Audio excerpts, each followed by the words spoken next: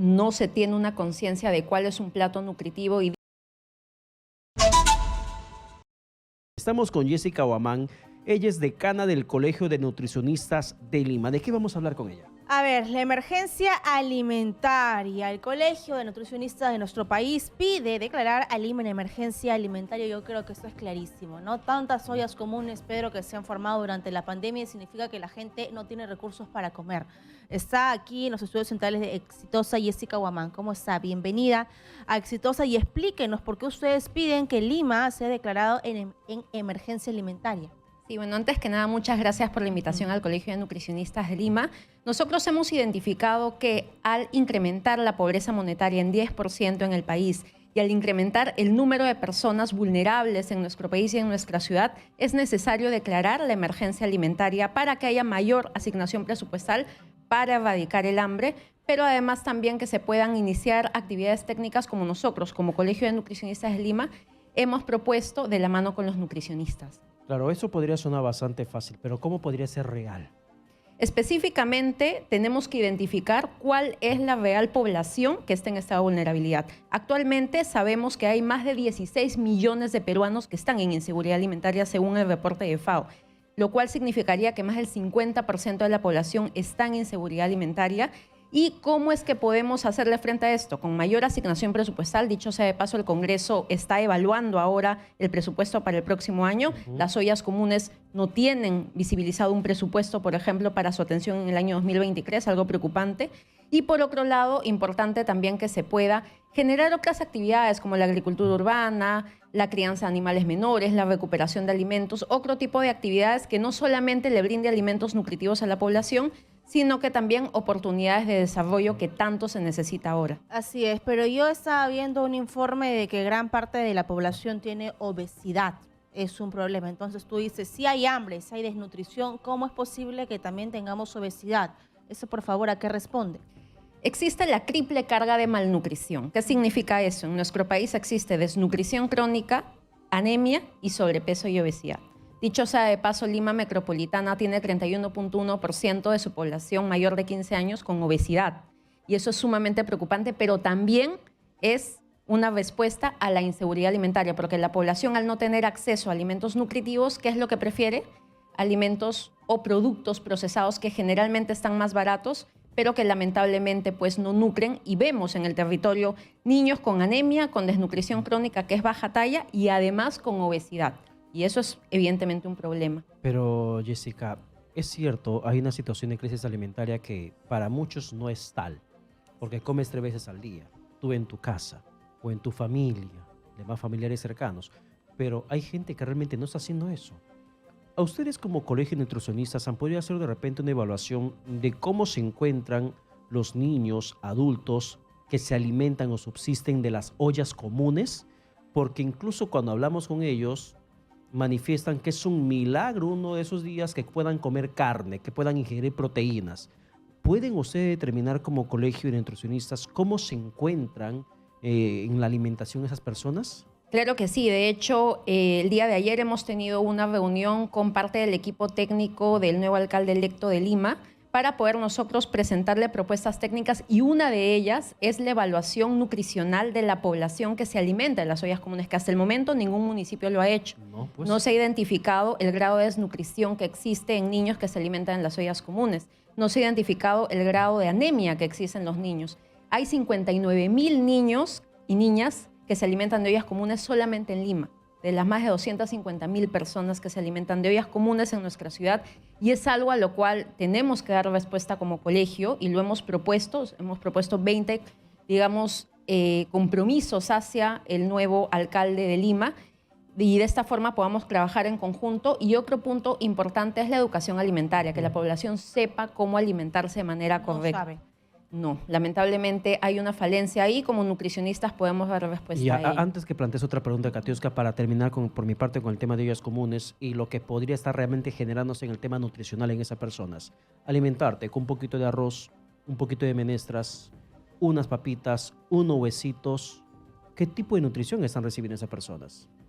Totalmente de acuerdo. De hecho, no se tiene una conciencia de cuál es un plato nutritivo, y dicho sea de paso, lo que actualmente el MIDIS brinda en alimentos a las ollas comunes solamente cubre el 50% de calorías que necesita esa población vulnerable.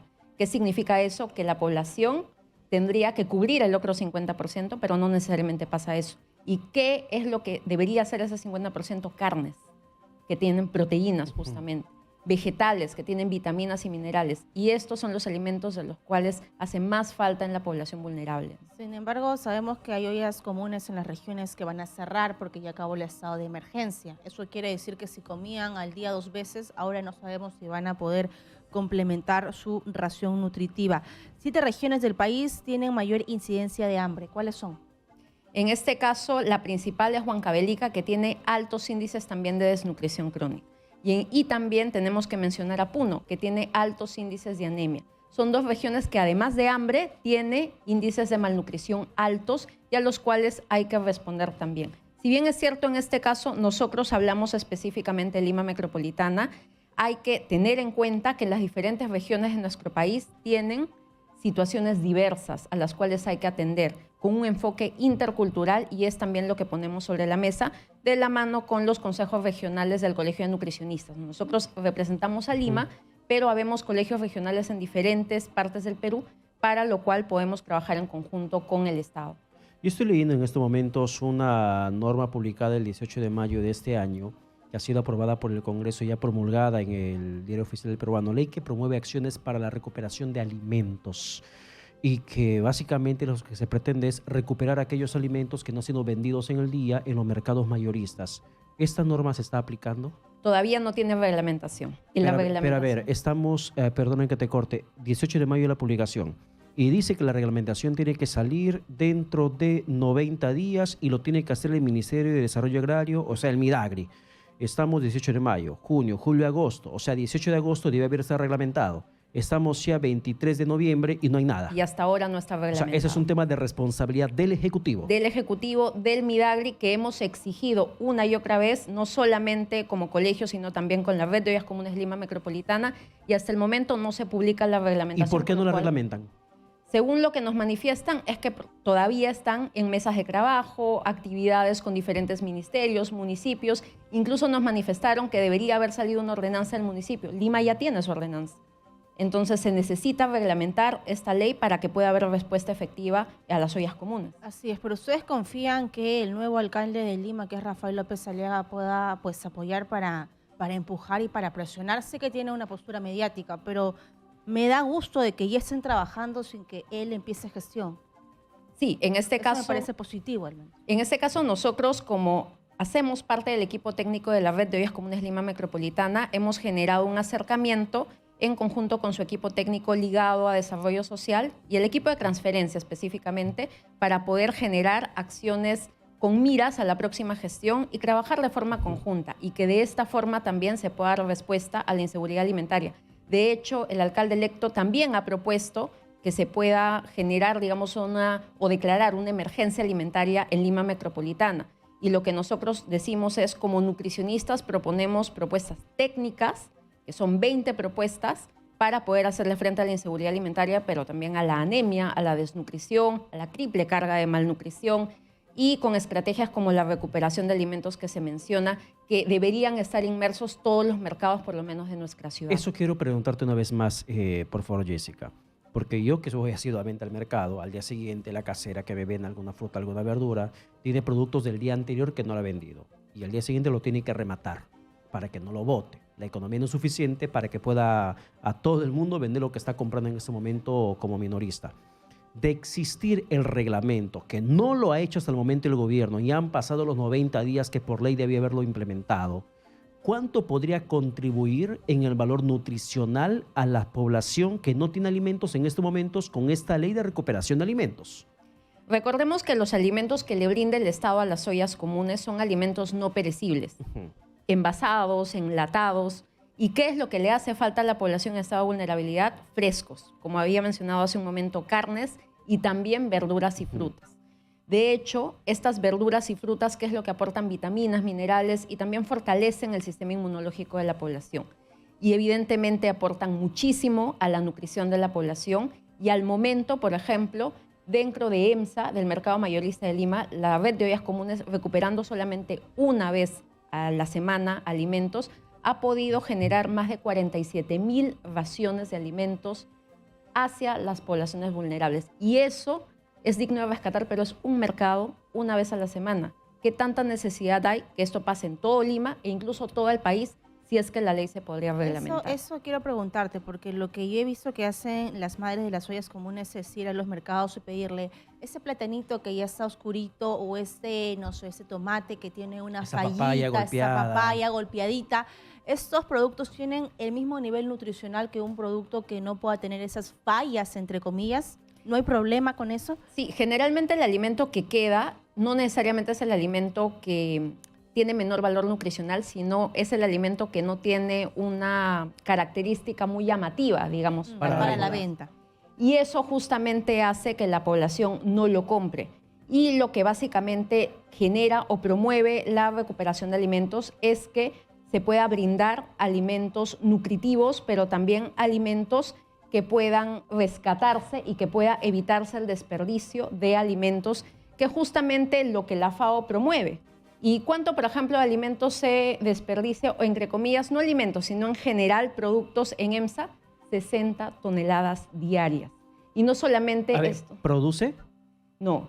En En EMSA. general los desechos. Ah. Y en estos desechos pueden haber orgánicos también. O sea, Claro. 60 toneladas diarias es lo que Se desecha se en el desecha mercado mayorista de Lima. diariamente. Diariamente. Se desecha. Cuando menciona desecha, ¿qué? ¿Se lo bota?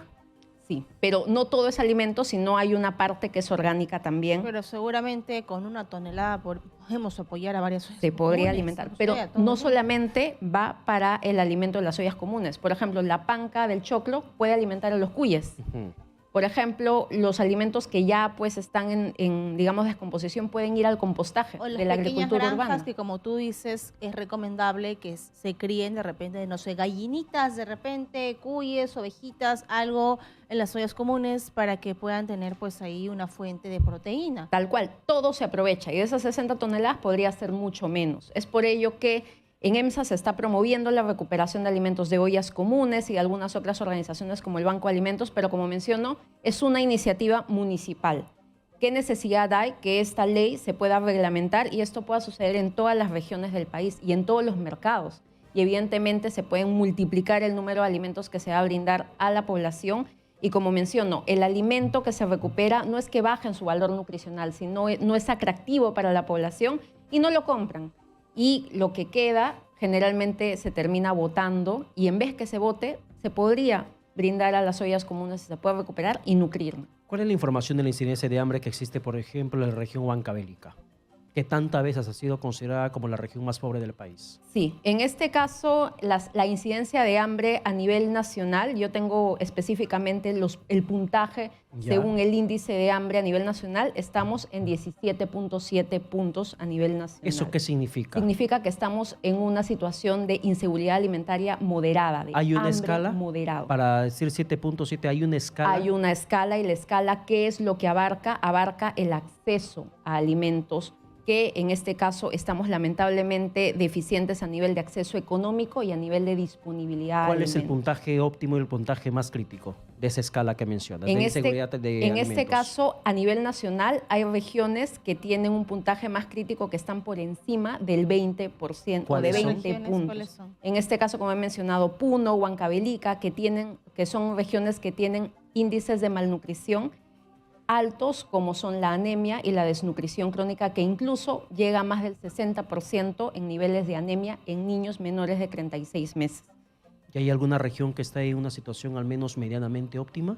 En este caso se podría decir que Ica, por ejemplo, es una de las regiones que tiene menor puntaje, está como que en el ranking, entre comillas, mejor, pero de igual manera, al tener Hay un puntaje a problemática. nivel país de 17.7, de estar en un índice, digamos, de hambre moderado, ya nos dice que estamos en problemas. Así es, y hay gente que por ignorancia, por falta de empatía, dice, en la sierra no se mueren de hambre, si tienen sus cultivos, si comen, no sé, pues algún tipo de tubérculos, y no entienden de que la alimentación no es solamente comer papa, choclo o los productos que ellos puedan cultivar, sino también hablamos de las verduras y hablamos de la proteína. Eso. ¿Qué es lo que sucede también en muchos espacios, en muchas regiones, que se intercambian los alimentos? se intercambian las gallinas, los cuyes, los huevos por productos procesados, porque se cree en algunos espacios culturalmente que son mejores los productos envasados, pero en verdad no es así. Y eso tiene que ver mucho con la educación alimentaria. Y también acá, si bien es cierto, nosotros somos el Colegio de Nutricionistas de Lima, es importante también instar a los gobernadores regionales a que prioricen la educación alimentaria a su población para que la población esté más informada de qué es lo que realmente nutre y qué es lo que lamentablemente lleva a una malnutrición.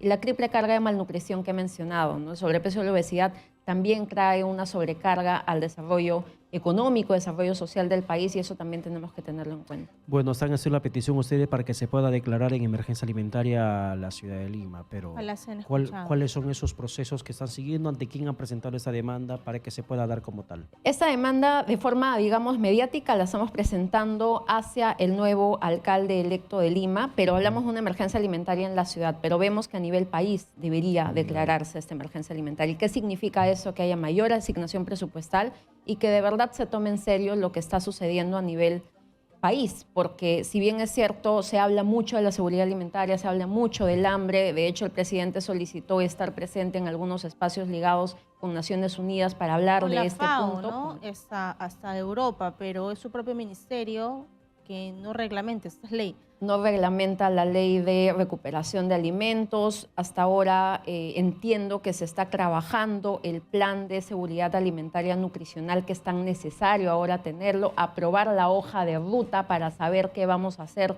en el marco de seguridad alimentaria. Hay mucho por hacer y lamentablemente la responsabilidad está en el Ejecutivo y ahora también en los gobiernos locales, que es importante asuman una responsabilidad.